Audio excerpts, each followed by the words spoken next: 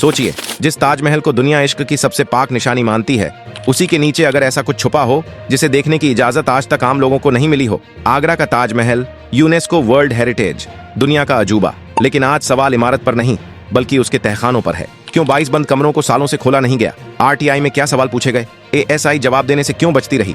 और आखिर तेजो महालय का दावा आया कहां से? कुछ लोग कहते हैं ये सिर्फ अफवाह है, कुछ कहते हैं सच्चाई बहुत भारी है इसलिए छुपाई जा रही है। इस रिपोर्ट में हम कोई कहानी नहीं सुनाएंगे बल्कि रखेंगे आपके सामने डॉक्यूमेंट्स, कोर्ट पिटिशंस, एएसआई के स्टेटमेंट्स और वो सवाल जिनके जवाब आज भी अधूरे हैं। क्योंकि आज का सवाल ये नहीं है कि ताजमहल किसने बनवाया, बल्कि ये है ताजमहल के नीचे आखिर क्या छुपा है। वीडियो के अंत तक बने रहिए क्योंकि आखिरी जानकारी आपका नजरिया बदल सकती है।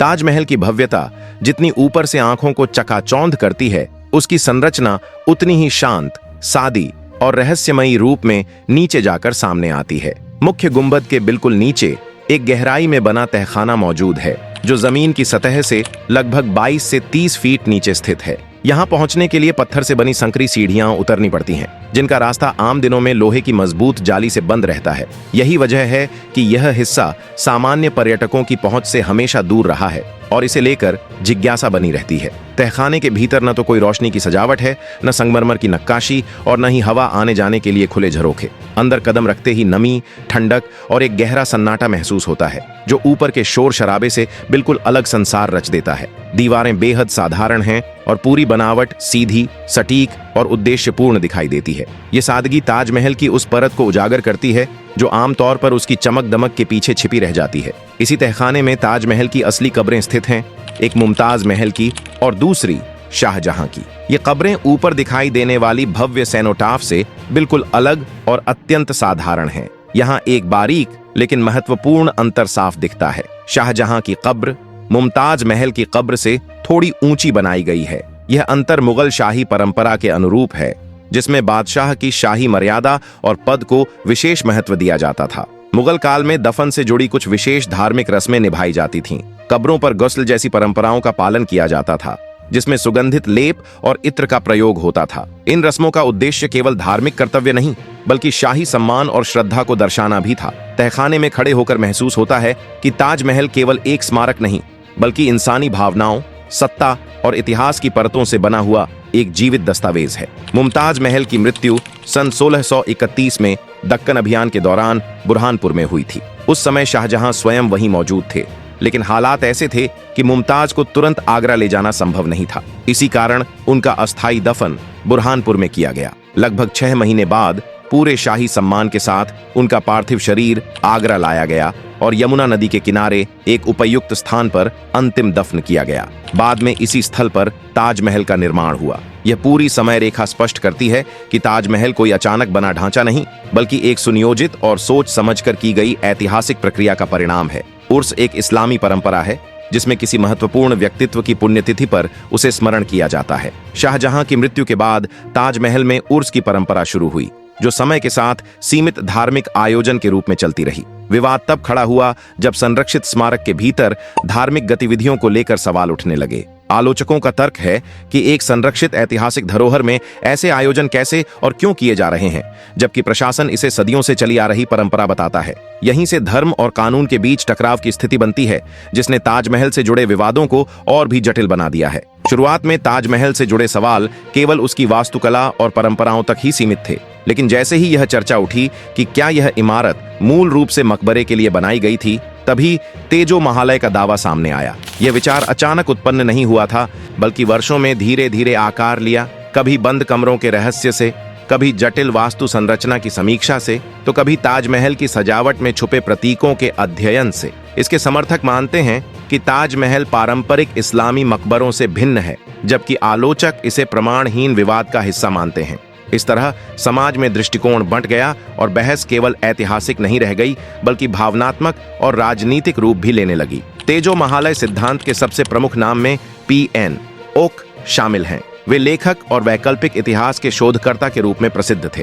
ओक का दावा था कि ताजमहल शाहजहां द्वारा निर्मित मकबरा नहीं बल्कि इससे पहले मौजूद एक हिंदू संरचना का रूपांतरण था। उनका तर्क वास्तुकला और प्रतीकों पर आधारित था। उन्होंने ताजमहल में पाए जाने वाले कमल, कलश, बेल बूटे और अन्य अलंकरणों को हिंदू स्थापत्य कला से जोड़ा। इसके अलावा ओक ने बंद कमरों की संख्या, भवन की सिमेट्री और नाम ताज की व्याख्या को भी अपने तर्क में शामिल किया। पीएन ऑक ने अपने इन विचारों को पुस्तकों में विस्तृत किया, जिनमें प्रमुख रूप से ताजमहल दी ट्रू स्टोरी शामिल है। हालांकि ये दावे मुख्यधारा के इतिहासकारों द्वारा स्वीकार नहीं किए गए और आज भी विवादित बने हुए हैं, लेकिन इस बहस को दिशा देने में ओक का प्रभाव निर्णायक रहा। तेजो महालय विवाद में सबसे ज्यादा ध्यान उन बंद कमरों पर जाता है जो मुख्य गुंबद और तहखाने के नीचे स्थित हैं। समर्थक मानते हैं कि इन कमरों की संख्या लगभग 22 से 27 के बीच हो सकती है, हालांकि इसमें मतभेद मौजूद हैं। कुछ विद्वानों का कहना है कि इन कमरों को आर्टिफिशियल वॉल्स यानी कृत्रिम दीवारों के माध्यम से बंद किया गया ताकि अंदर का रहस्य बाहरी दृष्टि से छिपा रहे। इसी वजह से यह शंका पैदा हुई कि कहीं इन कमरों में कोई छिपा हुआ मंदिर या अन्य संरचना तो नहीं है। फिर भी ASI के अनुसार इन कमरों में अब तक कोई नई धार्मिक या ऐतिहासिक खोज सामने नहीं आई। इसके बावजूद इन कमरों का रहस्य और उनकी संख्या इस बहस को लंबे समय तक लोगों के बीच जिज्ञासु और आकर्षक बनाए रखती है। तेजो महालय के दावे और बंद कमरों को लेकर विवाद 2015 से 2022 तक लगातार अदालतों तक गया। इस दौरान कई पब्लिक इंटरेस्ट लिटिगेशन PIL दायर की गईं, जिनमें ताजमहल में मौजूद बंद कमरों को खोलने और उनका सत्यापन करने की मांग रखी गई। याचिकाकर्ताओं का तर्क था कि यदि इतिहास को सही तरीके से समझना है तो इन कमरों को सार्वजनिक रूप से जांचा जाना चाहिए। इस मुद्दे ने अदालतों में राष्ट्रीय बहस का रूप लिया और मीडिया व जनता दोनों का ध्यान इस पर केंद्रित हो गया। ASI ने अदालत में स्पष्ट किया कि ये बंद कमरे स्थायी रूप से बंद नहीं हैं। संरक्षण और मरम्मत के कामों के दौरान इन्हें समय समय पर खोला जाता रहा है। अदालत ने यह भी रेखांकित किया कि इन कमरों में कोई नई ऐतिहासिक खोज सामने नहीं आई है और यह मामला सिर्फ पहले से चली आ रही प्रक्रियाओं और परंपराओं का हिस्सा है। इस प्रकार विवाद केवल ऐतिहासिक या धार्मिक मुद्दा नहीं रह गया, बल्कि यह कानूनी और प्रशासनिक दृष्टिकोण से भी जटिल हो गया। ASI archaeological survey of India ने ताजमहल के बंद कमरों को लेकर लगातार अपना पक्ष रखा। उनका कहना रहा कि ये कमरे स्थायी रूप से बंद नहीं हैं, बल्कि केवल संरक्षण और मरम्मत के कार्यों के लिए अस्थायी रूप से खोले जाते हैं। जनवरी 2022 में भी कुछ कमरे खोले गए और उनकी तस्वीरें सार्वजनिक की गईं। जांच में यह सामने आया कि इन कमरों में कोई नई या छिपी हुई ऐतिहासिक संरचना मौजूद नहीं है। न कोई मूर्ति, न कोई धार्मिक चिन्ह, न रहस्यमयी अलंकरण, सिर्फ मरम्मत और प्लास्टर स्लैश दीवार से जुड़े कार्य ही दिखाई दिए। तस्वीरें सार्वजनिक करने का उद्देश्य अफवाहों और अटकलों को रोकना था। ASI ने अदालत में यह भी बताया कि ये तस्वीरें पहले से ही उनकी वेबसाइट पर उपलब्ध थीं और अब इन्हें मुकदमे में प्रमाण के रूप में प्रस्तुत किया गया। इस निष्कर्ष ने बहस को तथ्यों के आधार पर केंद्रित किया और अटकलों को काफी हद तक नियंत्रित किया। तीनों स्तर की अदालतों ने इस मामले पर अपना दृष्टिकोण स्पष्ट किया। इलाहाबाद हाई कोर्ट ने 2022 में याचिकाओं को खारिज करते हुए कहा कि यह केवल पब्लिक इंटरेस्ट लिटिगेशन के रूप में प्रस्तुत किया गया था। सुप्रीम कोर्ट ने भी सुनवाई से इनकार किया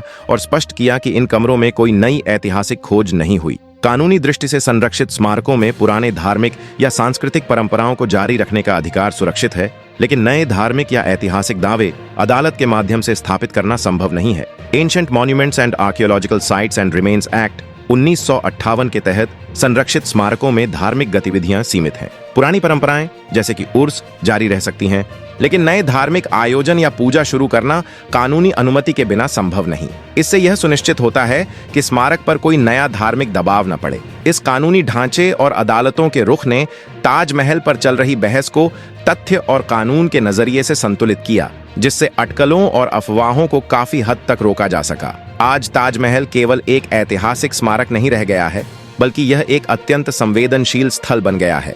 लाखों पर्यटक, सुरक्षा की चुनौतियां, धार्मिक आयोजन और विरोध इसे सामाजिक और धार्मिक दृष्टि से जटिल बनाते हैं। ASI की जांच में तहखानों और बंद कमरों में कोई नई खोज सामने नहीं आई, फिर भी लोगों की भावनाएं और मान्यताएं सवाल उठाती हैं। इतिहास को स्पष्ट करना समाधान हो सकता है, लेकिन सुरक्षा और संरक्षण की सीमाएं इसे सीमित करती हैं। अंततः ताजमहल की वास्तविक सच्चाई, चाहे वह शाहजहां मुमताज की कब्रें हों, उर्स की परंपरा हो या बंद कमरे, कभी पूरी तरह से सामने नहीं आती और सवाल हमेशा बना रहता है। तो आखिरी सवाल आपके लिए, ताजमहल आपके लिए क्या है?